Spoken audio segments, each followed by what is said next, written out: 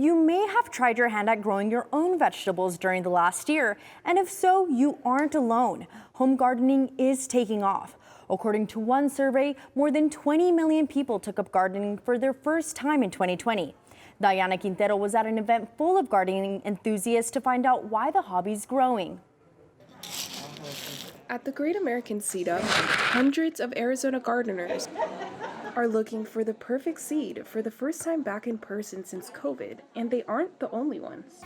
It was unbelievable. It was astronomical in my mind. COVID caused a surge of people to take on new hobbies over the last year. On the top of the list was gardening. It was transformative to how many people finally realized that their food is important, and they wanted to be able to access healthy food and not rely on food that was maybe not going to show up at the grocery store. The increase in gardening may also be due to people simply having more time at home. So while you might have considered growing your own food in the past and you were too busy, now all of a sudden if you're working from home, you've got a lot more time. You get it. Reach in there. The way food was handled during the national emergency played a big role in the trust individuals have on our food systems. Wow. Co-founder of the Great American Seed-Up, Bill McDorman, works directly with the seeds. He says that most of the food produced in the state comes from seeds that aren't native.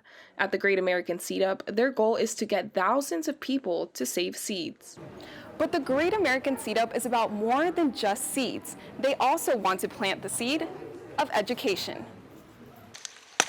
The gardening industry has seen a steady growth in popularity even before COVID. 2 years ago, it started actually with the millennials. We saw the biggest bump in new people wanting to garden in demographic history in the United States.